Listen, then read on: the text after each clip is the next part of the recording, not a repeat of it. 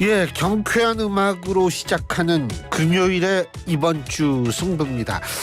이 음악 들으시면서 금요일 한 주 마무리하시면 정말 좋을 것 같아요. 이거 누가 선택했는지 정말 아주 음악 선택에 탁월했어요. 자, 이번 주 승부 오늘도 함께해 주실 두 분 한 분씩 소개해드리겠습니다. 먼저 최수영 시사평론가 나와 계십니다. 어서 오십시오. 안녕하십니까. 예, 그리고 휴먼앤데이터의 이은영 소장이십니다. 네, 안녕하세요. 예, 오랜만에 이야. 뵙습니다. 안녕하세요. 와, 어떻게 지내셨어요? 지금 바쁘게 지내고 있어요. 지금 바쁘죠. 네. 예, 거기 저 예비 후보 등록해가지고요. 이거 보니까 저 인터넷 보니까 바쁘실 것 같더라고. 예, 거기도 그냥 참 이렇게 시간을 내주셔가지고 오래간만에 보니까 좋죠. 네, 너무 좋고요. 예. 진짜 친정 온 느낌이네요. 예, 지금까지는 우리 이영 소장님의 저 사회생활을 해주셨습니다. 예. 요새 뭐 진짜 정치권 정신이 없어요. 그 대신에 뭐 매일매일 새로운 주제들이 쏟아져 나오니까 할 말도 많고 쓸 것도 많아서 저는 아주 좋습니다, 사실은. 자, 이번 주 승부. 자, 먼저 승자부터 꼽아보죠. 우리 최수영 평론가님 승자.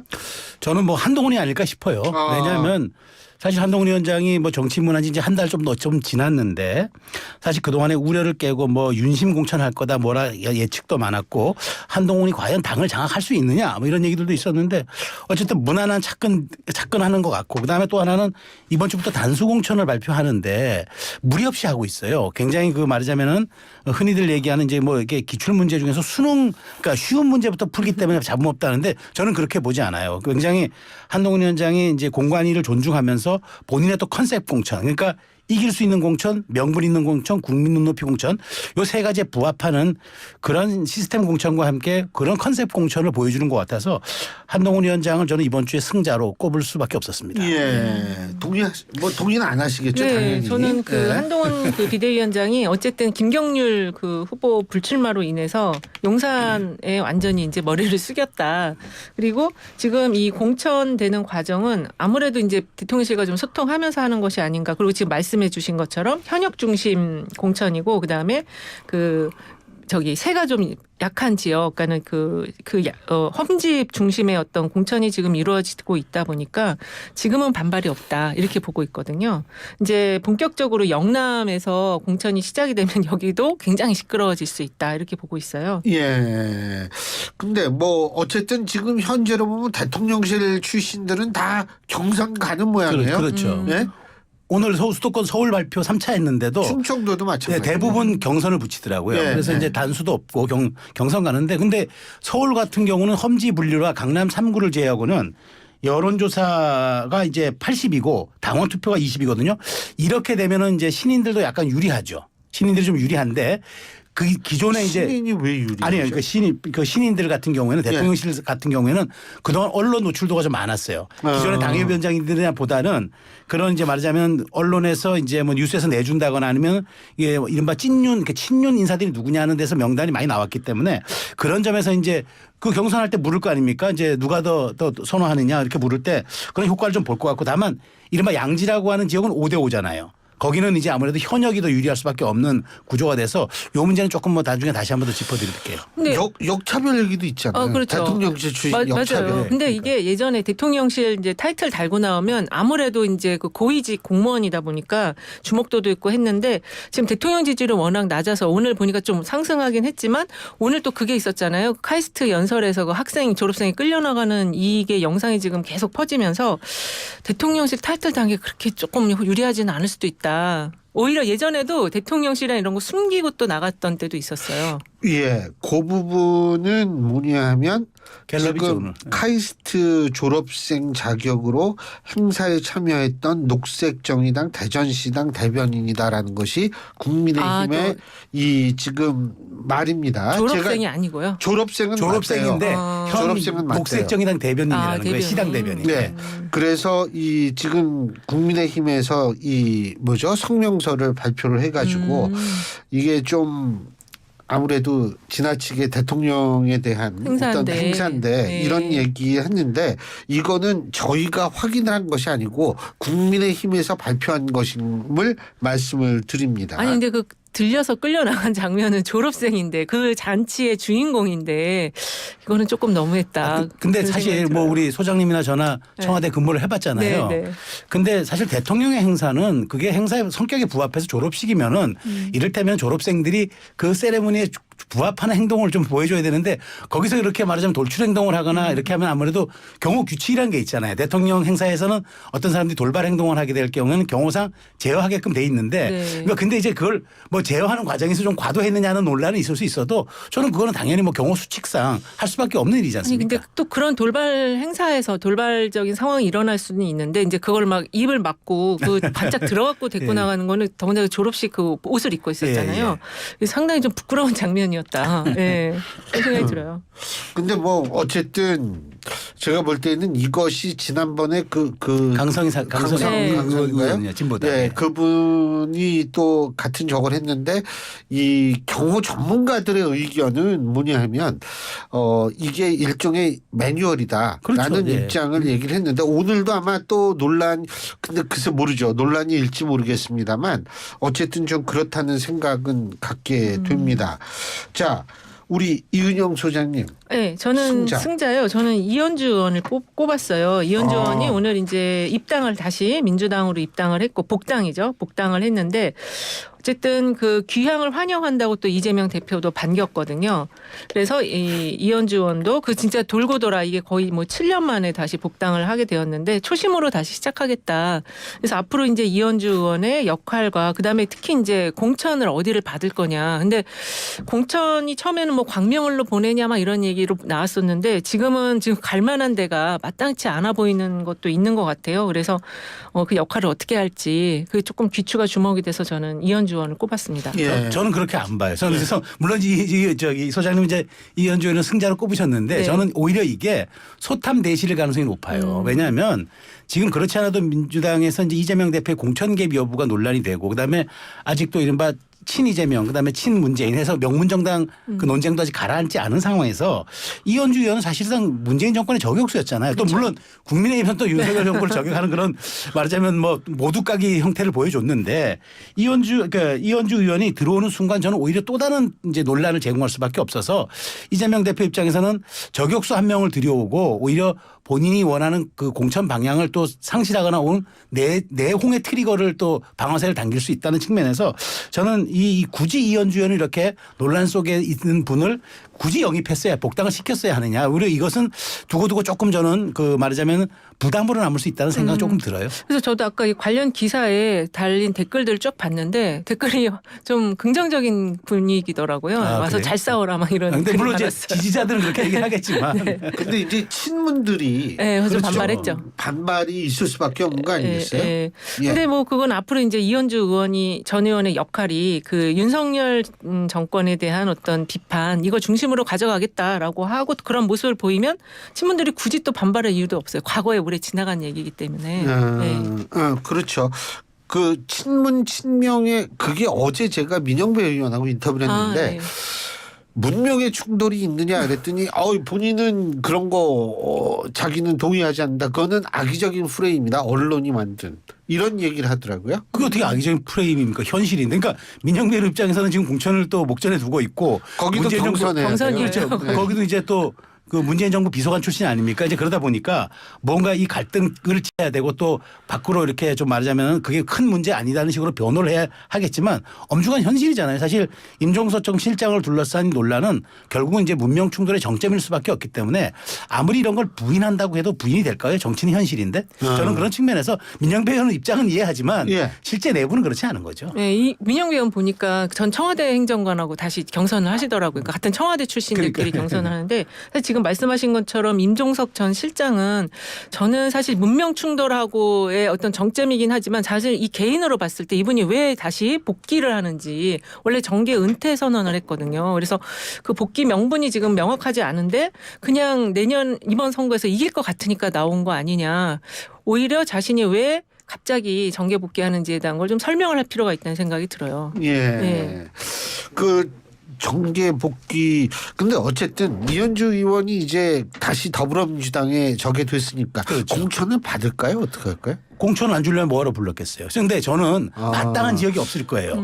그래서 원래 지금 광명인데 광명 얘기 그쪽은 안 가는 것 같고 지금 중성동을 얘기가 나오는데 저는 만일 이현주 의원을 임종석 실장이 뛰고 있는 만약 그쪽에다 공천한다? 이거는 이제 터지는 거죠. 그래서 저는 이현주 의원의 역할이 이른바 차도살인이 아닌가 봐요. 이현주 의원을 통해서 좀 그 친문을 좀 제압하고 그다음에 이재명 대표가 이제 말하자면 이재명의 민주당을 완성한 이후에 대권 가도까지 가는데 걸림돌이라든가 장애 요소들을 전부 제거하겠다. 그런 속내를 갖고 이현주 의원을 입당을 시켰기 때문에 줄 겁니다. 그런데 지금 추미애 전 장관과 마찬가지로 줄 만한 지역이 없어서 당분간 폭탄 돌리기 할 수도 있다는 생각이 들어요. 아니 저는 그 친문 쪽에 대한 어떤 만약에 지금 말씀하신 뜻이라면은 친문이라는 친문보다는 586, 386일까? 86세대.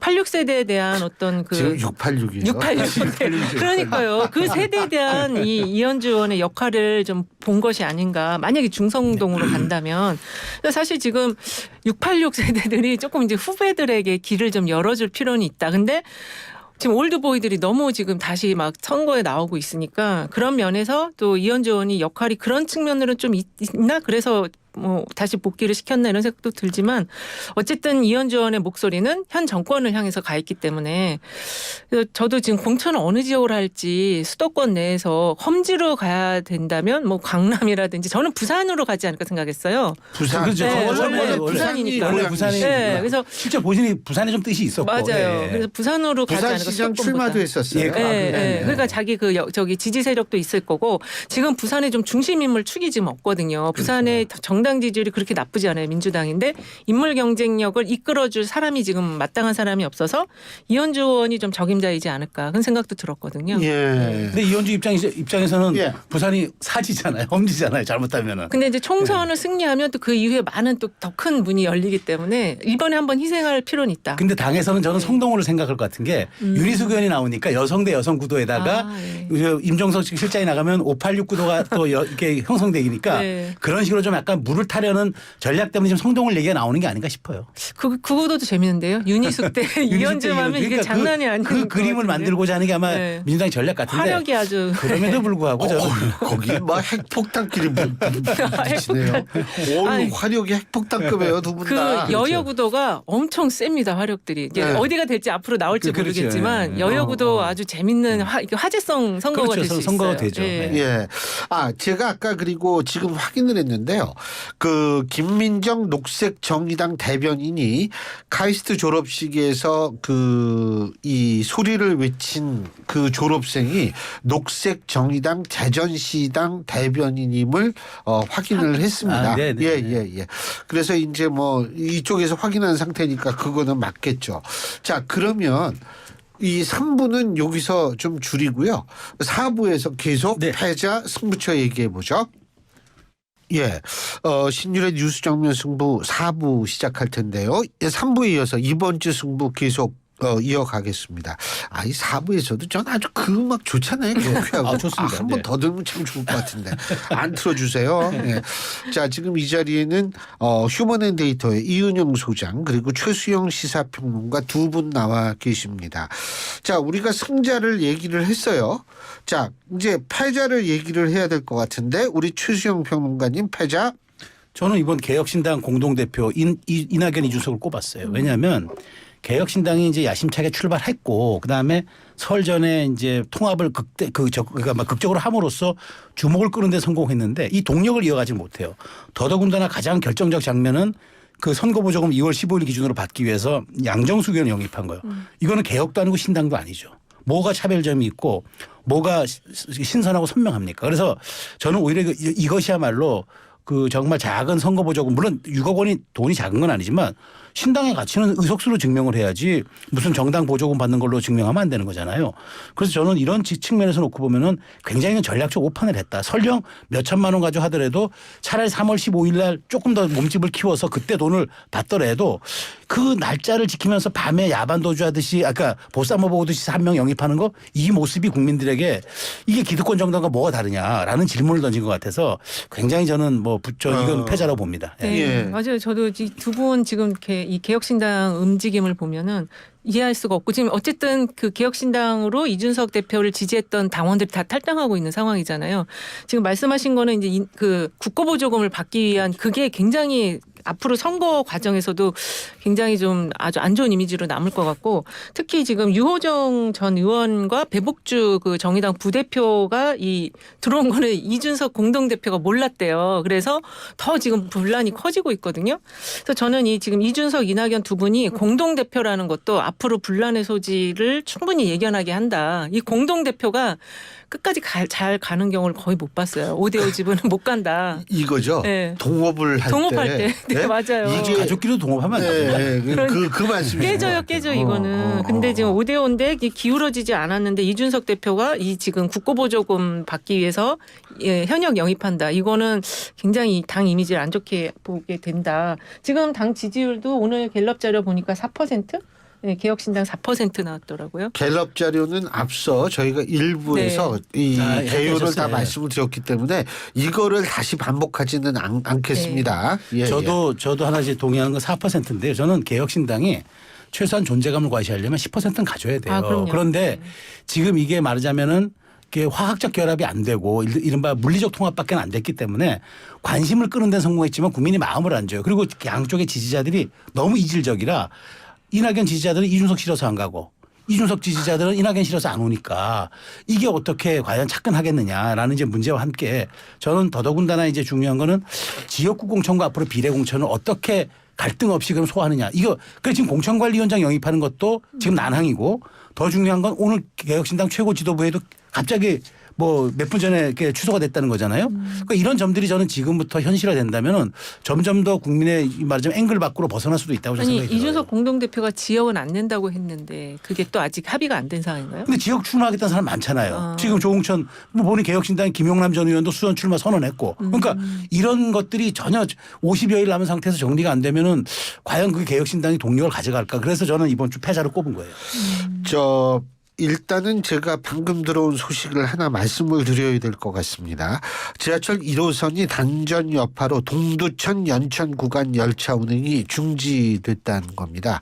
그래서 해당 구역 구간에는 셔틀버스를 운행한다고 하는데 혹시 방송 들으시는 분들 중에 이동하실 생각 있으시면 참고해 주시기 바라겠습니다. 다시 한번 제가 말씀을 드릴 텐데요. 1호선 지하철 1호선 단전 여파로 동두천 연천 구간 열차 운행이 중지돼 있습니다. 그래서 해당 구간을 이동하실 때에는 무료 셔틀버스를 타시면은 된다라는 그런 이 문자가 들어왔습니다. 그래서 제가 이제 말씀을 드리는 거고요. 근데 김종인 위원장 공관위원장으로 될 것 같으세요? 안 될 것 같으세요? 저는 이준석 대표와의 친분이 있기 때문에 모실 수도 있는데 지금 이 상황이면 안 오실 것 같아요. 지금 이렇게 좀 혼란스러운 상황이면 서로 논의가 지금 합의된 내용이 없지 그냥 각자 지금 제일 중요한 게 아까 말씀드린 것처럼 정의당 인사들도 있는데 그 들어온 거를 이준석 공동대표가 몰랐대요. 근데 그분이 들어옴으로써 이 당의 정체성이 이게 지금 어떤 정당이냐 이게 좀 혼란스러우니까 당원들이 지금 막 나가고 있는 거거든요. 그러니까 패미냐 반패미냐서부터 그렇죠. 지금 굉장히 지금 더군다나 김종인 위원장이 실질적으로 그 보도를 보면은 개혁신당 할 때 합당하지 말라고 했다는 거 아니에요. 단독으로 가라.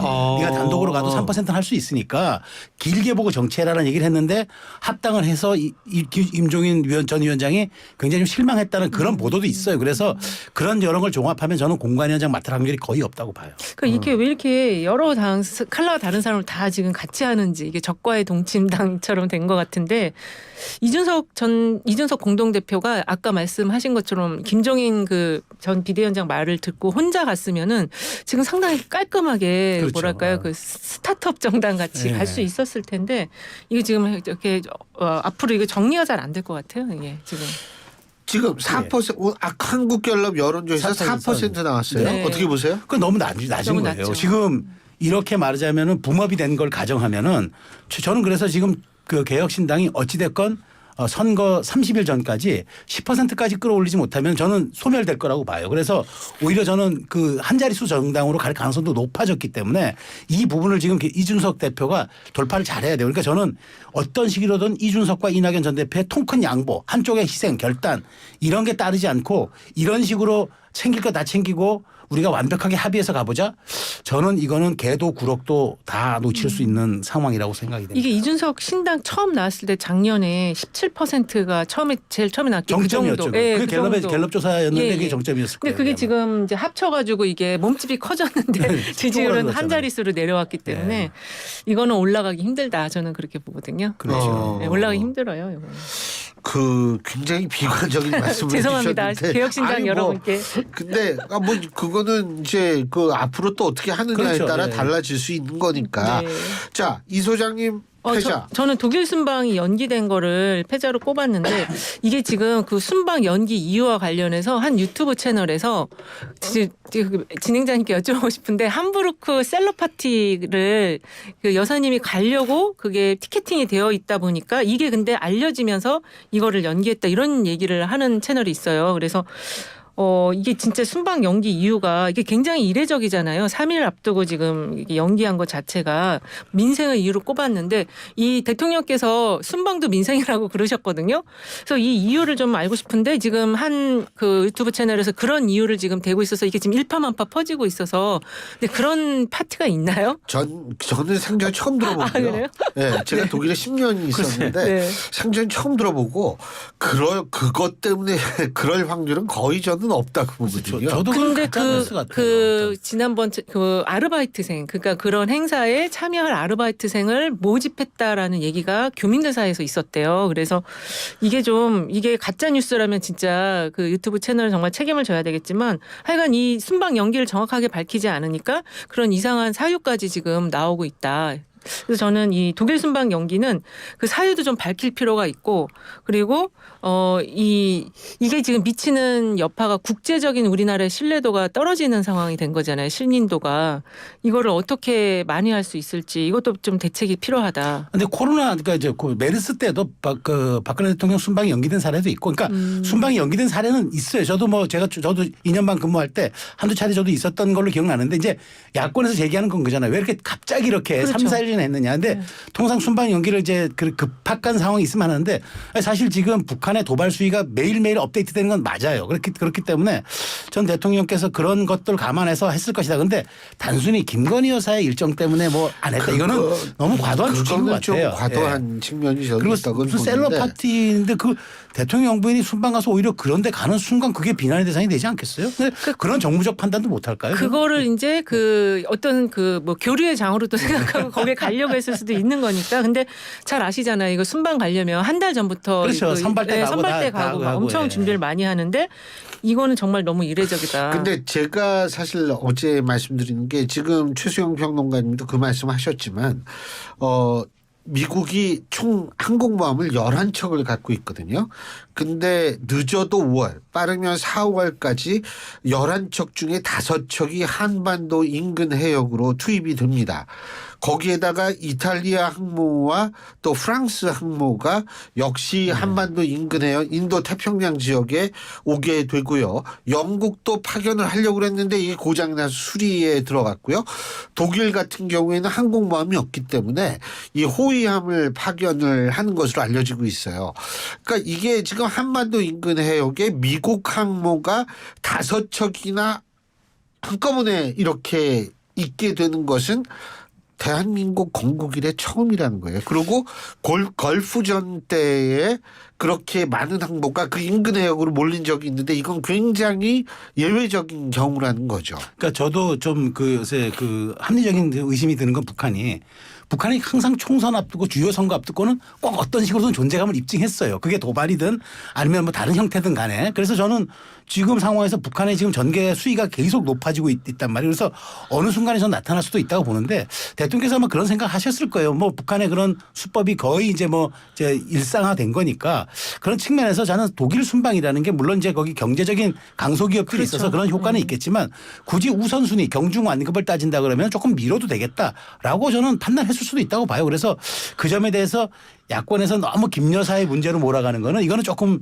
좀 과도한 해석이라고 봐요. 만일 자리 비웠는데 뭐 비상 상황이 그렇죠. 초래되면 여권은 치명적이죠. 그거는 좀. 치명 뭐냐면 아니 그렇게 외국 맨날 많이 나간다고 그랬는데 결국은 거기 이때 자리 또 비어서 이렇게 됐다라는 비난이 없겠어요? 아니 근데 그게 그 우리나라 그 코리아 디스카운트라고 북한과의 어떤 위협적인 면 그거를 이것 때문에 만약에 그것 때문에 이 순방을 연기했다라면은 그게 오히려 코리아 디스카운트를 전 세계에 알리는 게 될 수도 있거든요. 오히려 이럴 때일수록 독일을 가서 경제 그 준비된 그런 일정들을 소화하는 게 더 맞았는데 이 명품백 수수 의혹 때문에 그게 다시 이제 여사님이 나가면 그게 또 불거질까봐 이걸 연기했다 이런 얘기도 있어요. 근데 그거는 좀 너무 좀 뭐랄까 맞는 얘기는 아닌 것 같다는 생각이 들어요.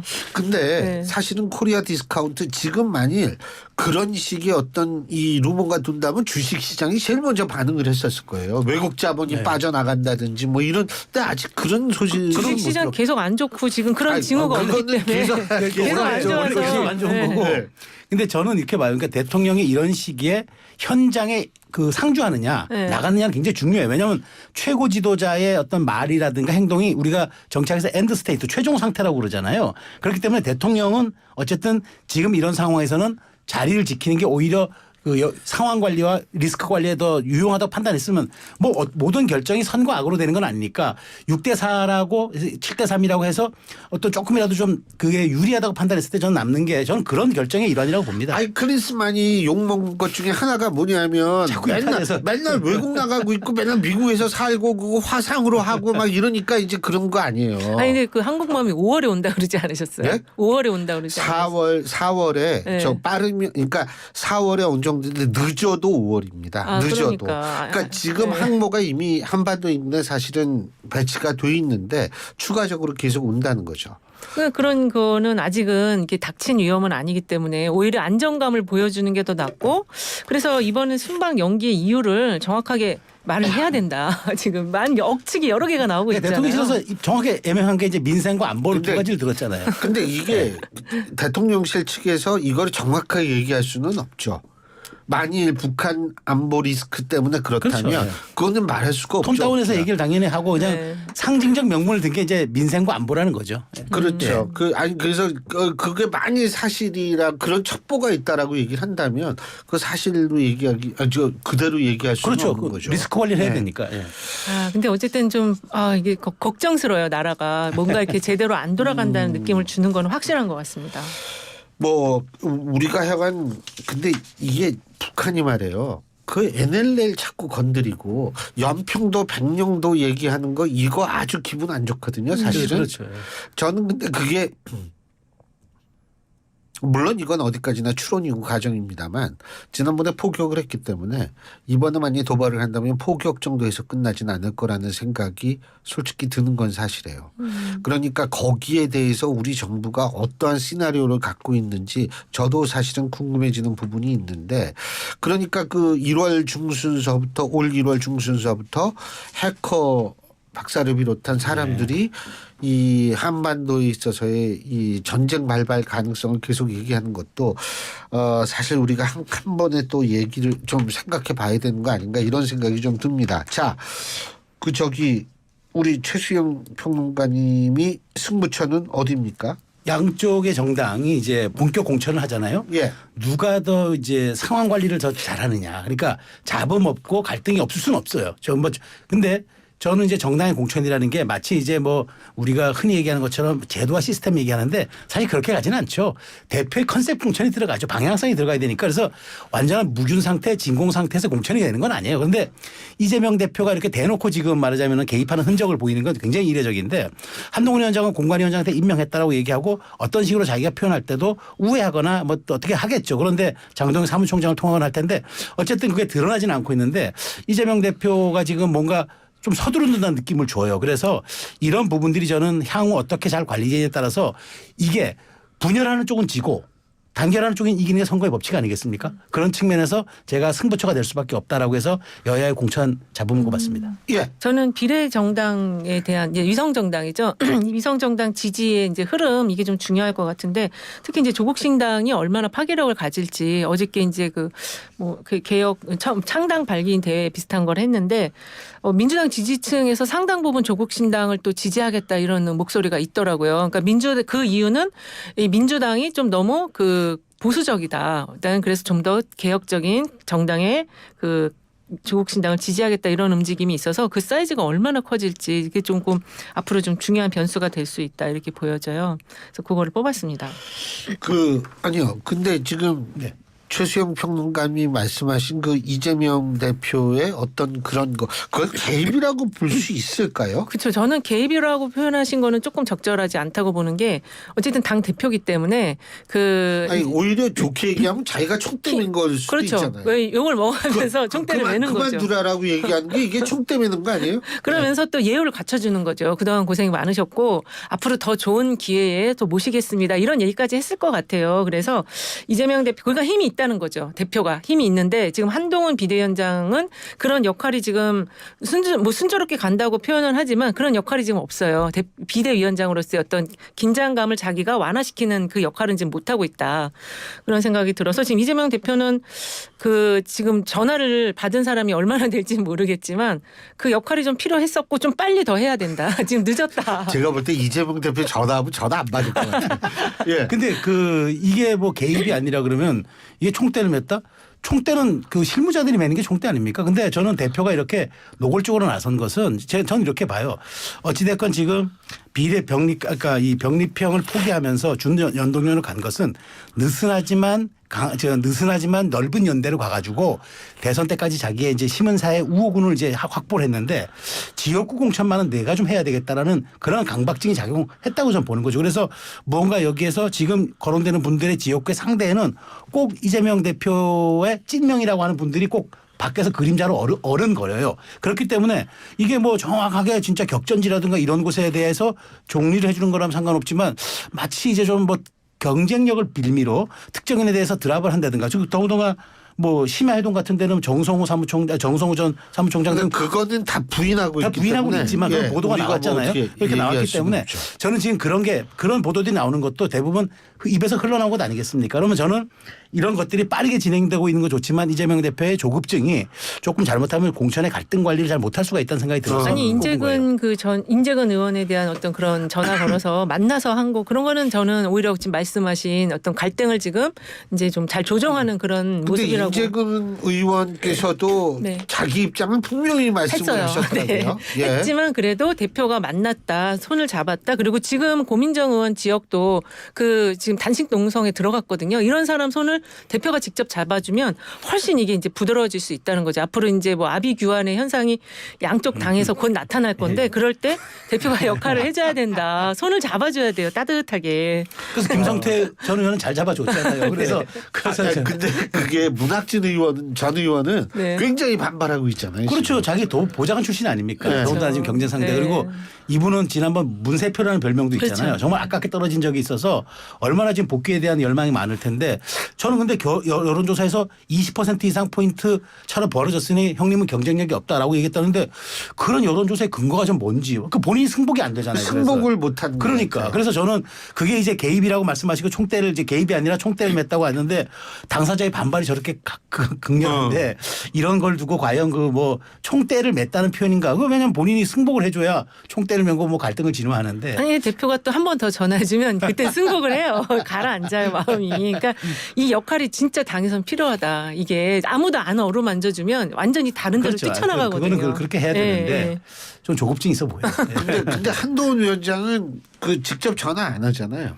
모르죠. 아직 그런 얘기들이 안 그런 얘기 나와요. 없으니까 안 한다는 거예요. 그거는. 그런데 제가 보기에 김성태 전 의원 같은 경우 이제 말로는 했잖아요. 뭐 드루킹 특검 유도하신 분이고 정말 당의 헌신성을 보여줬다라고 하는데 따로 전화 안 했겠습니까? 당연히 대표가. 아니 그 김무성 의원 불출마도 뭐 헌신에 감사 뭐 이런. 참 김무성 의원 불출마에도. 하죠. 네. 근데 그 정도 갖고는 약해요.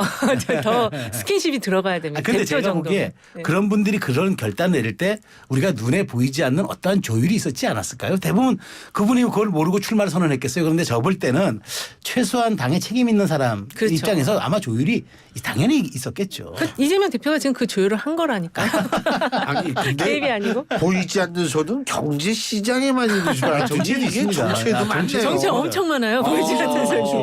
네. 혹시 여기에도 보이지 않는 손이 있나? 예. 여기다 풀이 보입니다. 예. 아유.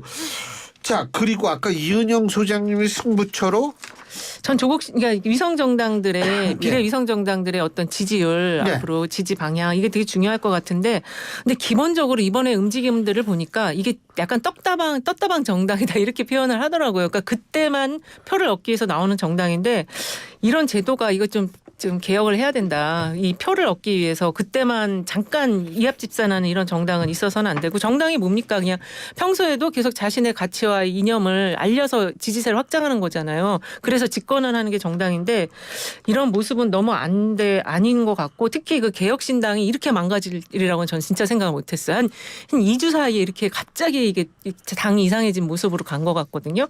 그래서 조국신당도 지금 뭐 제3의 이제 3번 정당이 되겠다. 지금 이렇게 야심차게 얘기하고 있는데 그 너무 이렇게 욕심을 부리기보다는 차근차근 자신의 어떤 이 지지세를 확대해 나가고 그 순수성을 지키는 게 중요하다. 이 위성 정당들은.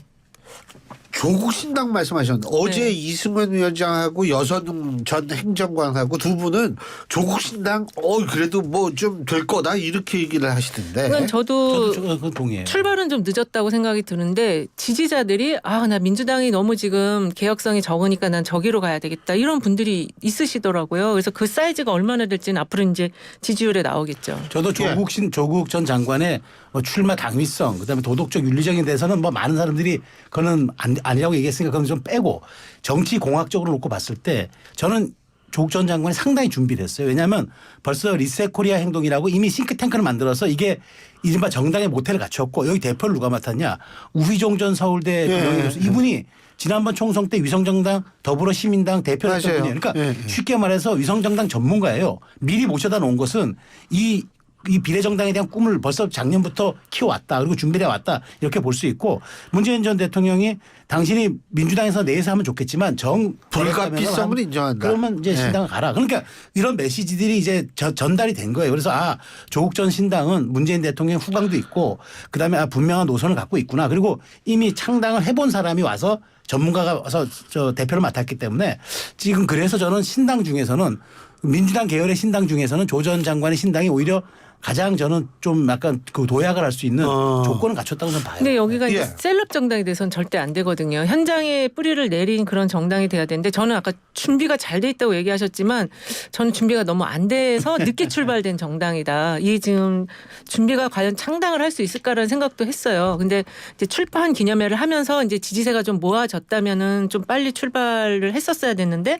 출발이 너무 늦고 그리고 우희정 교수님 같은 경우도 그때 결국에는 그 정당이 민주당이 흡수 통합되면서 그렇죠. 그냥 유야무야 됐거든요. 그리고 그때 그 위성 정당으로 그 배지를 달았던 분들이 정말 평이 나빴어요. 정치적 효능감을 그렇지. 주지 못해서 그래서 이 조국 신당은 좀 달라야 된다.